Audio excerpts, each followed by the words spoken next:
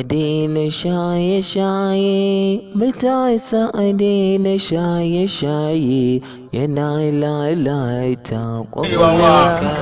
kayan wawa ya kwana biyu wawa kana gari ba Allah wawa wawa yanzu kai maga baki daya ne ka koma ne wawa dole an rubuta cajin zai ku tafiya ke amma ka koma halayya wancan yaran shi wallahi a koma halayya ba Faldan baba. Awa ka rushe na wallahi faɗa na kiwa wannan. Faldan baba. Ya haka kai muna tare kuma kai duk baka ga rayuwar mu ba. Ka san rayuwar ka a nan kai ka koma rayuwar wannan yaron Umar. Shaye-shaye yanzu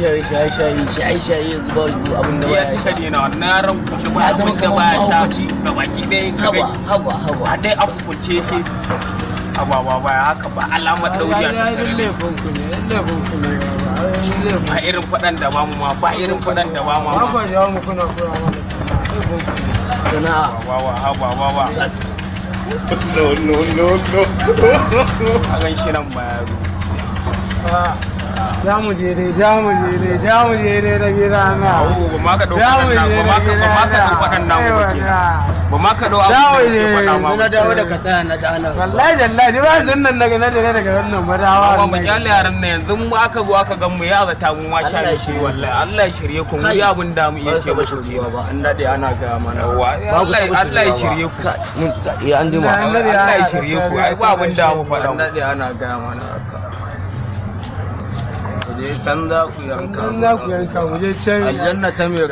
rabu ce ku je kabeji ya zo a jaba muku da kabeji kawai ya go ku ja kabeji kawai ya zo ya jaba